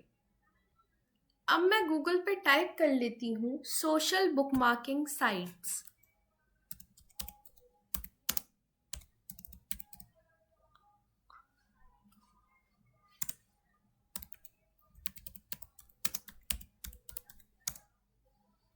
ये देखिए, मुझे ये कुछ रिजल्ट शो हो रहे हैं। अब मैं इनमें से किसी एक पर भी क्लिक कर लेती हूँ, लाइक दिस। अब सबसे पहले आपको लॉगिन करना होगा। जैसे ही आप लॉगिन कर लोगे उसके बाद आप यहाँ से किसी भी एक वेबसाइट पर जाकर ब्लॉग्स को या फिर आप कह सकते हो इंटरनल लिंक्स को सबमिट कर सकते हो। लेकिन किसी भी साइट पर सबमिट करने से पहले आपको उस साइट का डीए, पीए, स्पैम स्कोर ये तीनों चीज़ें चेक करनी है। नेक्स्ट हम बात करते हैं गेस्ट ब्लॉगिंग की। ये तो नाम से ही समझ में आ रहा है, यानी गेस्ट आकर ब्लॉग को सबमिट कर सकते हैं, या फिर आप कह सकते हैं जो भी यूज़र्स हैं या फिर जो ब्लॉग्स लिखते हैं वो अपने ब्लॉग्स को सबमिट कर सकते हैं। कहाँ सबमिट कर सकते हैं, चलिए देखते हैं।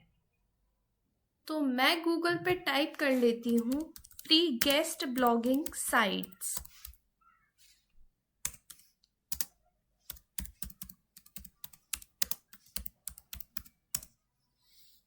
ये देखिए, अब मुझे यहाँ पे कुछ साइट्स शो हो रही हैं।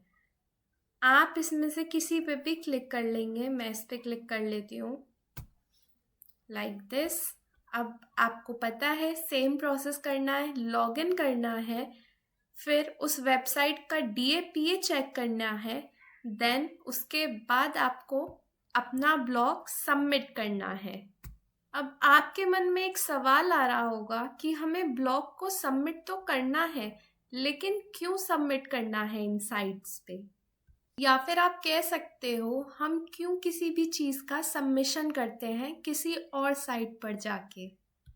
कुछ ऐसी साइट्स होती हैं जो ब्लॉग्स को लिखती हैं, या फिर आप कह सकते हो कुछ साइट्स होती हैं जो ब्लॉग्स वाली होती हैं। वो एक यूज़र को या फिर आप कह सकते हो जो ब्लॉग्स लिखते हैं उन्हें एक ऑप्शन देता है कि वो उनकी ब्लॉग साइट पर आए और अपने ब्लॉग को सबमिट करें। इससे दो चीज़ें होती हैं, हम अपने ब्लॉग को या फिर इंटरनल लिंक्स को जो रेप्यूटेटेड साइट्स होती हैं वहाँ जाकर सबमिट कर सकते हैं, जिससे हमारी साइट की भी कुछ रेपुटेशन अच्छी होती है और हमारी वेबसाइट को अच्छी रैंकिंग मिलने में भी हेल्प होती है। आप जब भी अपनी वेबसाइट को किसी और वेबसाइट पे सबमिट करें, या फिर आप कह सकते हैं किसी और सर्च इंजन पे सबमिट करें, या फिर आप अपने ब्लॉग्स को, इंटरनल लिंक्स को सबमिट करें, तो आप जिस वेबसाइट पर सबमिट कर रहे हो तो उस वेबसाइट की गाइडलाइंस ज़रूर पढ़ें। हर वेबसाइट कुछ गाइडलाइंस देती हैं। अब हम बात करते हैं वीडियो सबमिशन की, मतलब आपने जो वीडियोस बनाई हैं उन्हें सबमिट करना। और ऐसा हम इसलिए करते हैं ताकि जो हमारी वीडियो है वो ज़्यादा से ज़्यादा यूज़र्स को शो हो और जो यूज़र्स हैं वो हमारी वेबसाइट पर क्लिक करें, हमारी वेबसाइट को देखना चाहें। तो मैं गूगल पे टाइप कर लेती हूँ video submission site.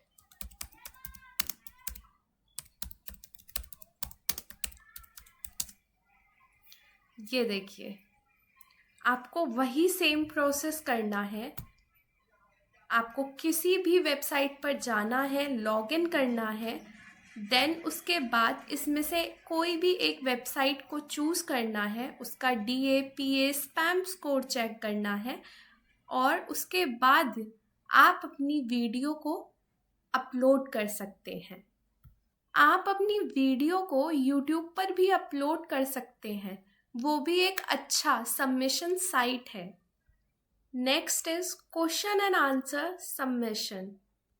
It means कुछ ऐसी वेबसाइट्स होती हैं लाइक ई-कॉमर्स या फिर एजुकेशन से रिलेटेड एंड सो ऑन।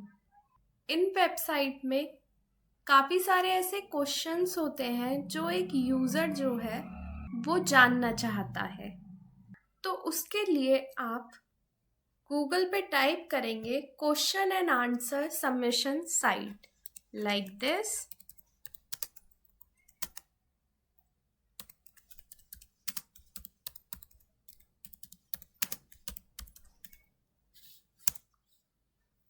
ये देखिए,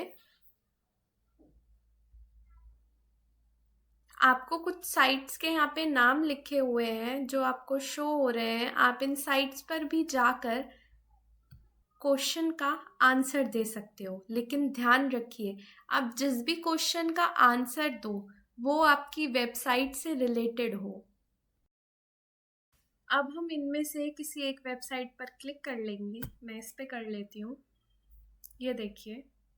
देन उसके बाद हम कर देंगे गेट स्टार्टेड। आपको पहले अपनी लॉगिन आईडी क्रिएट करनी है, उसके बाद ही आप गेट स्टार्टेड पे क्लिक कर सकते हैं। या फिर आप यहाँ पे नीचे भी देख सकते हैं, कुछ वेबसाइट दिख रही है जहाँ पे आप अपने क्वेश्चंस के आंसर दे सकते हैं।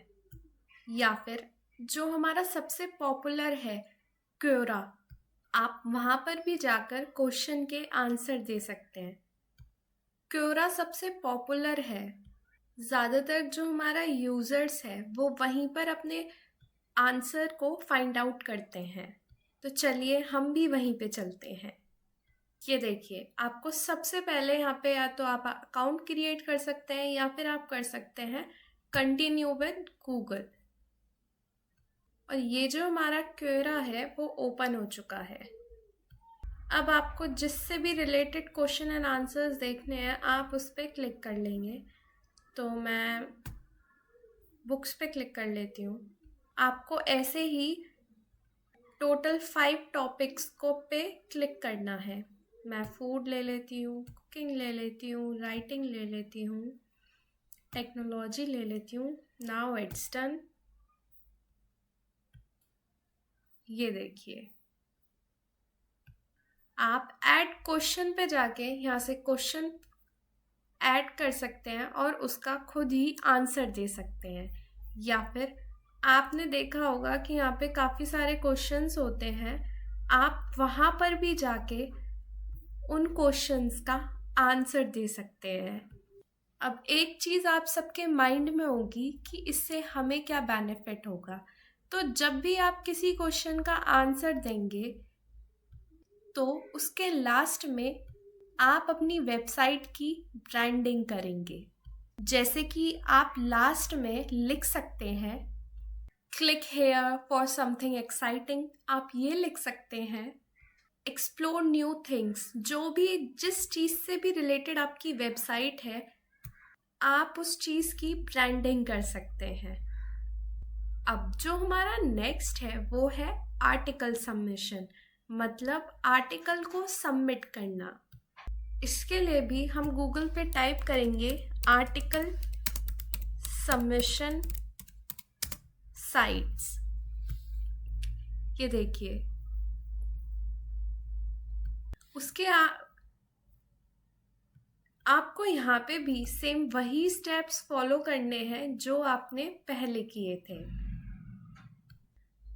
अब हम बात करते हैं सोशल सिग्नल्स की। सोशल सिग्नल्स में हमारा इंस्टाग्राम, फेसबुक, यूट्यूब, ट्विटर, ये सारी चीज़ें आ जाती हैं जहाँ पर आप अपनी वेबसाइट को प्रमोट करते हैं एडवर्टाइजमेंट के थ्रू या फिर आप कह सकते हैं पोस्ट के थ्रू। अब सोशल मीडिया पर ब्रांडिंग करने से क्या होगा?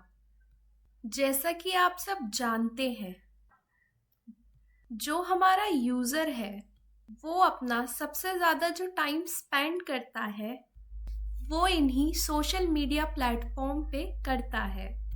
और अगर आपके फॉलोअर्स अच्छे हैं या फिर आप कह सकते हैं आपकी वेबसाइट की ब्रांडिंग इन प्लेटफॉर्म पे अच्छी हो रही है, तो आपको गूगल पे रैंकिंग मिलने में काफ़ी हेल्प होती है।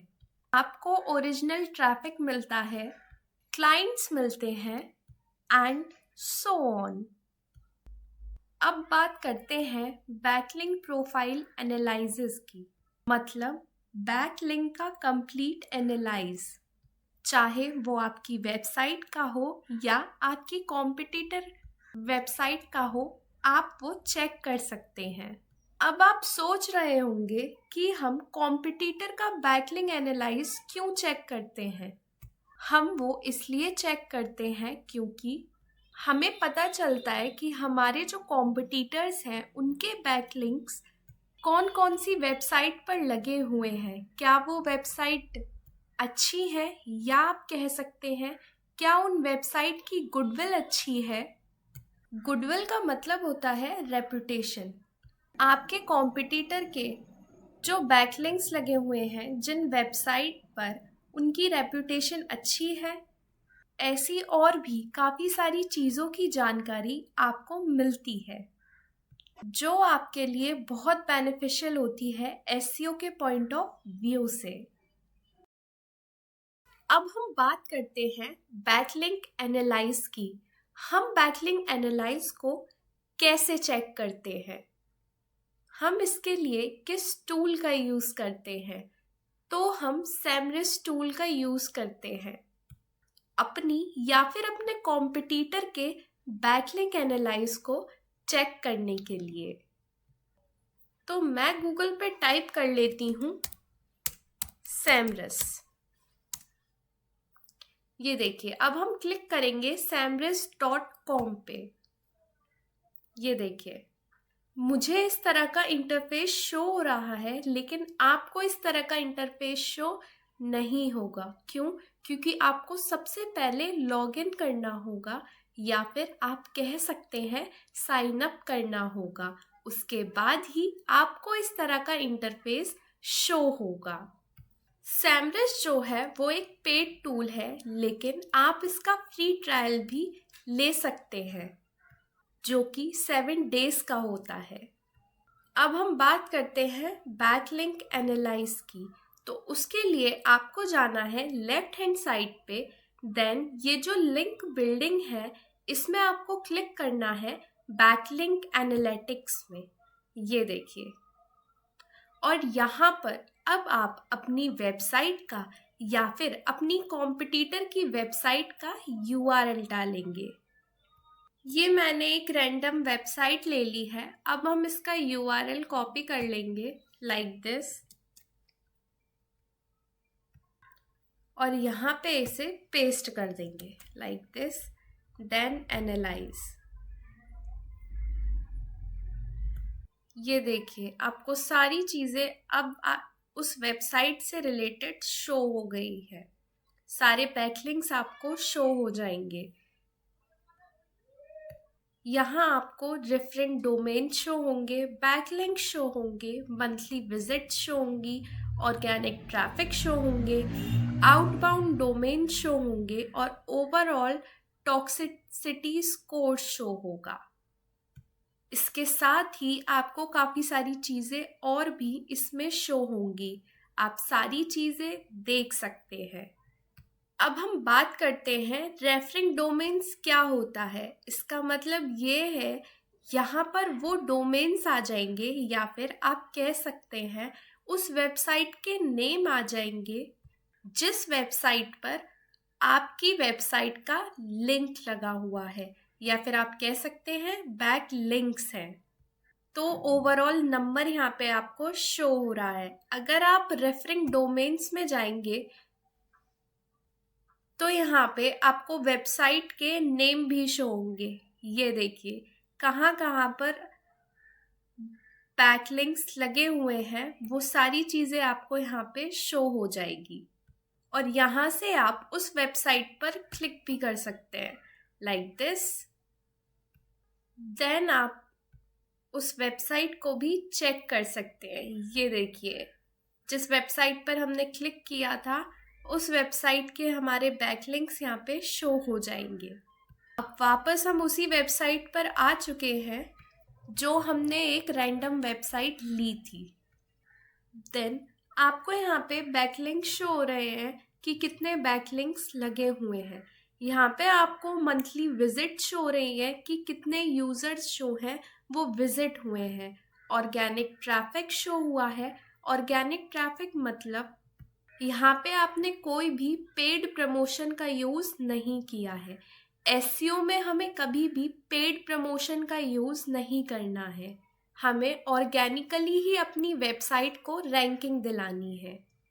अब हम बात करते हैं ऑर्गेनिक ट्रैफिक की, मतलब जो ट्रैफिक अपने आप आया है या तो सोशल मीडिया के थ्रू, गूगल के थ्रू, किसी भी प्लेटफॉर्म के थ्रू जो यूज़र्स आपकी वेबसाइट पर आए हैं, या फिर आप कह सकते हैं जिस पेज का हमने यहाँ पे यूआरएल डाला है उस पेज पर आए हैं, वो भी आप चेक कर सकते हैं। आप अपनी वेबसाइट में किसी एक पेज का भी यहाँ पे यूआरएल डाल सकते हैं या फिर साथ के साथ पूरी वेबसाइट का ही यूआरएल डाल सकते हैं। अब हम बात करते हैं आउटबाउंड डोमेन्स की। ये क्या होते हैं? आउटबाउंड डोमेन्स को ही हम एक्सटर्नल लिंक्स कहते हैं। ओवरऑल टॉक्सिसिटी स्कोर ये तो आप सबको पता ही है, मतलब आपकी वेबसाइट में या फिर उस पेज पर, जो पेज का यूआरएल आपने डाला है, कितना स्पैम स्कोर है। अब हम बात करते हैं नेटवर्क ग्राफ की। इसका मतलब ये होता है, ये आपको बताता है कि आपकी वेबसाइट कैसी है। मतलब जिस वेबसाइट का आप यूआरएल डालते हैं आपको उस वेबसाइट के बारे में बताता है। ये देखिए, इसका ये जो नेटवर्क ग्राफ है वो हेल्दी है। ये हमें ग्रीन कलर में शो हो रहा है। हमेशा एक चीज़ का ध्यान रखिए, ये हमेशा ग्रीन में ही शो होना चाहिए, तभी एक अच्छी वेबसाइट मानी जाएगी। आप व्यू फुल रिपोर्ट पे क्लिक करके पूरी रिपोर्ट भी देख सकते हैं। ये देखिए, इस तरीके से आपको पूरी रिपोर्ट यहाँ पे मिल जाएगी। बैकलिंक्स या फिर एक्सटर्नल लिंक्स, जिन्हें हम आउटबाउंड डोमेन्स भी कहते हैं, इन दोनों में क्या डिफरेंस होता है, चलिए समझते हैं एग्जाम्पल की हेल्प से। तो मैंने एक ये रैंडम वेबसाइट ले ली है जो न्यूज़ से रिलेटेड है। ये और देखिए, आपको वीडियो पसंद आया तो वीडियो को लाइक देन करिए, चैनल को उसके सब्सक्राइब बाद करिए, हम, और भी जैसे आपके कि जो भी मैं इस डाउट हैं उनके लिंक बारे में पे आप पूछ क्लिक सकते हो करती हूँ जो कमेंट में कि कि लिखा आगे हम हुआ है जो बाइडन। मैंने इस लिंक पे क्लिक किया, ये देखिए, तो हम उसी पेज के, या फिर आप कह सकते हैं कि हम उसी वेबसाइट के किसी दूसरे पेज पर पहुंच गए हैं। ये देखिए, वेबसाइट सेम है लेकिन पेज जो है वो डिफरेंट है, तो इसे हम इंटरनल लिंक बोलते हैं। अब मैं इस दूसरे लिंक पर क्लिक करती हूँ। ये देखिए, ये क्या हुआ, ये तो हम ट्विटर पे पहुंच गए। हाँ, इसका मतलब ये है, जिस वेबसाइट पर लिंक लगा हुआ होता है वो वेबसाइट इस ट्विटर को एक्सटर्नल लिंक बोलेगी, और ट्विटर जिसका लिंक उस वेबसाइट पर लगा हुआ है उसके लिए ये बैक लिंक हो गया। ट्विटर की जगह भी अगर उस वेबसाइट पर किसी और वेबसाइट का लिंक लगा हुआ होता, या फिर आप कह सकते हैं ट्विटर की जगह आप किसी दूसरी वेबसाइट पर पहुंच जाते, तब भी जिस वेबसाइट पर लिंक लगा हुआ है उसके लिए वो एक्सटर्नल लिंक है, और जिस वेबसाइट का लिंक लगा हुआ है तो उस वेबसाइट के लिए वो बैक लिंक हो जाएगा।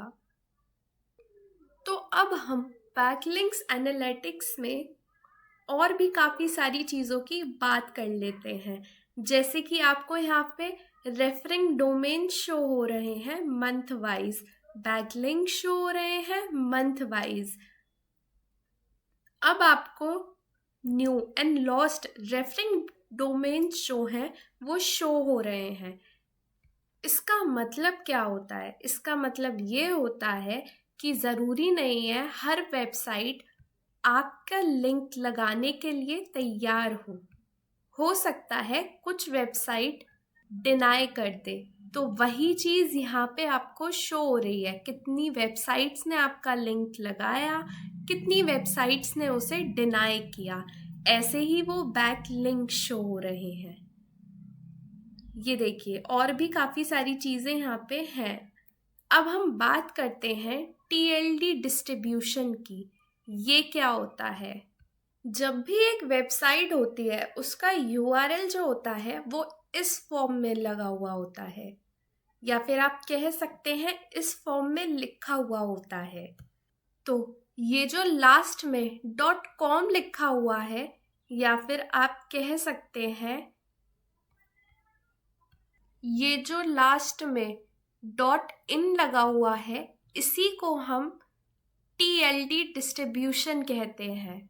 इट मीन्स वेबसाइट के लास्ट में जो .com लगा हुआ होता है, .ly, .in और कुछ और भी, उसे ही हम TLD कहते हैं। इसका मतलब ये है कितनी ऐसी वेबसाइट्स हैं जिनके लास्ट में .com लगा हुआ है, .in लगा हुआ है, .ly लगा हुआ है, जहाँ पर आपकी वेबसाइट का लिंक लगा हुआ है, वो यहाँ पे शो होता है। अब आपको ये शो हो रहा होगा टॉप कंट्रीज में इंडिया और USA शो हो रहा है, और यहाँ पे लिखा हुआ है रेफरिंग डोमेन्स। मतलब ये जो USA लिखा हुआ है, इट मीन्स कि जो यूजर्स आपकी वेबसाइट पे आ रहे हैं वो YouTube से आ रहे हैं। YouTube से आ रहे हैं तो USA क्यों लिखा हुआ है? वो इसलिए क्योंकि YouTube का जो ओरिजिन है वो USA से हुआ है, इसलिए यहाँ पे USA लिखा हुआ है। और इंडिया, कितने यूजर्स इंडिया से आ रहे हैं वो आपको शो हो जाएगा। साथ ही साथ यहाँ पे रेफरिंग डोमेन्स भी शो हो रहे हैं। जैसे यहाँ पे 9 लिखा हुआ है, यहाँ पे 1 लिखा हुआ है। अब जैसे ही हम इस रेफरिंग डोमेन्स पे क्लिक करेंगे, मैं इस 9 पे क्लिक करती हूँ, ये देखिए मुझे ओवरऑल सारी चीज़ें पता चल रही हैं। मुझे उन वेबसाइट के नाम यहाँ पे जो हैं वो शो हो रहे हैं।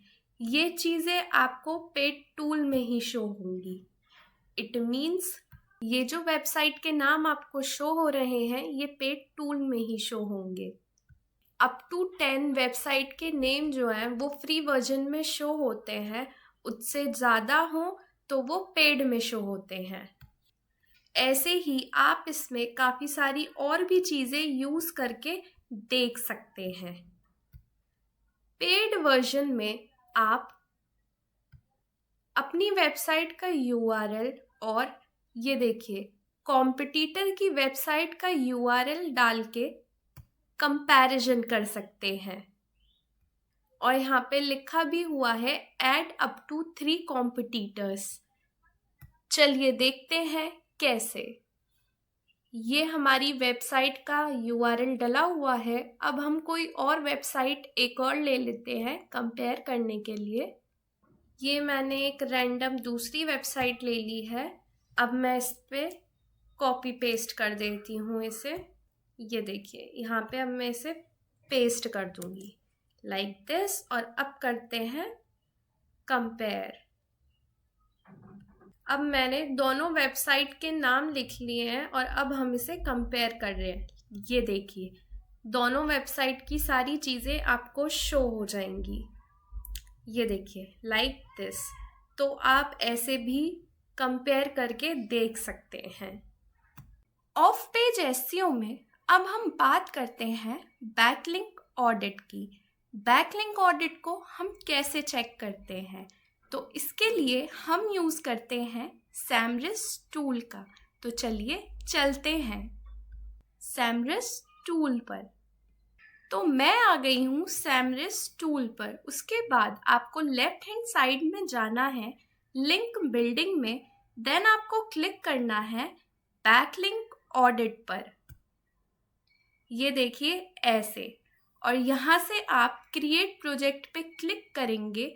देन उसके बाद आपको अपनी वेबसाइट का URL डालना है और कुछ ही मिनट में आपको बैकलिंक ऑडिट शो हो जाएगा। इसको यूज़ करने से पहले हम ये जान लेते हैं कि बैकलिंक ऑडिट होता क्या है और हम क्यों इसका यूज़ करते हैं। आपकी वेबसाइट में जो भी बैकलिंक्स होते हैं वो बैकलिंक्स स्पैमी तो नहीं है, या फिर जिस वेबसाइट को आप यूज़ कर रहे हो बैकलिंक के लिए हो सकता है वो वेबसाइट अब यूज़ ना होती हो, तो वो भी स्पैम में ही काउंट हो जाएगा। इन सारी चीज़ों को चेक करने के लिए ही हम बैकलिंक ऑडिट का यूज़ करते हैं। और इसका यूज़ करना क्यों ज़रूरी है? क्यों? अगर आपकी वेबसाइट में एक भी स्पैमी बैकलिंक्स होते हैं तो वो आपकी वेबसाइट की डी रैंकिंग करते हैं गूगल या किसी और सर्च इंजन पर, जो कि आपकी वेबसाइट के लिए अच्छा नहीं है। चलिए मैं आपको शो करके दिखाती हूँ। जैसे ही आप वेबसाइट का URL डालेंगे देन उसके बाद आपको कुछ इस तरह का इंटरफेस शो हो जाएगा। आपको यहाँ पे बैकलिंक्स का पूरा ओवरव्यू शो हो जाएगा। ये देखिए, overall toxicity score, it means आपके बैकलिंक्स कितने स्पैमी या फिर कितने टॉक्सिक हैं वो आपको यहाँ पे पता चल जाएगा। बैकलिंक्स टू रिव्यू में आपको टॉक्सिक का मतलब पता है, यहाँ पे नंबर शो हो जाएगा कि कितने बैकलिंक्स टॉक्सिक हैं। पोटेंशियली टॉक्सिक का मतलब होता है कि फ्यूचर में आपको क्या लगता है कि कितने बैकलिंक्स टॉक्सिक हो सकते हैं, तो वो नंबर्स यहाँ पे शो हो जाएंगे। नॉन टॉक्सिक जो होंगे वो आपको यहाँ पे शो हो जाएगा, आपको यहाँ पे नंबर्स शो हो जाएंगे। बैकलिंक रिमूवल रिक्वेस्ट, आपने कितने बैकलिंक्स को रिमूव करने की रिक्वेस्ट भेजी है वो आपको यहाँ पे शो हो जाएगी। आइटम्स टू डिसअवाउ, अब ये डिसअवाउ क्या होता है? आपकी वेबसाइट में कोई पेज है या फिर कोई बैकलिंक है जो अब यूज़ नहीं होता है, मतलब उस पर 404 एरर शो होता है और आप उसे रिमूव करना चाहते हो। जब भी आप अपनी वेबसाइट में किसी पेज को या फिर किसी बैकलिंक को रिमूव करते हो तो आपको इंडेक्सिंग से भी रिमूव करना होता है। क्यों? क्योंकि वो इंडेक्स्ड हो चुका होता है और इंडेक्सिंग से रिमूव नहीं होने पर ही आपको 404 एरर शो होता है या फिर कोई और एरर शो होता है, तो आप उसे डिसअवाउ कर इंडेक्सिंग से भी हटा सकते हो। यहाँ पे और भी काफ़ी सारी चीज़ें हैं जिन्हें आप चेक कर सकते हो अपने वेबसाइट की। एसईओ में on page SEO, of page SEO and technical SEO, आपको इन तीनों चीज़ों पर ही ध्यान देने की ज़रूरत है और उनमें चेंजेस करने की ज़रूरत है। अगर आपको लगता है कि चेंजेस करने हैं तभी। इससे एक वेबसाइट या फिर ये भी बोल सकते हैं कि जो आपकी वेबसाइट है वो गूगल पर या किसी और सर्च इंजन पर टॉप पर शो होगी या फिर फर्स्ट पेज पर शो होगी सर्च इंजन रिजल्ट पेज के। जब भी एक यूज़र आपके बिजनेस से रिलेटेड कीवर्ड टाइप करेगा। अब हम यहाँ पे सर्च इंजन रिजल्ट पेज की बात करते हैं कि वो क्या होता है, जिसे हम सर्व भी कहते हैं। चलिए देखते हैं। मैं गूगल पे आ गई हूँ। मैं गूगल पे कोई भी कीवर्ड ले लेती हूँ, जैसे कि डिजिटल मार्केटिंग एजेंसी ही ले लेती हूँ मैं।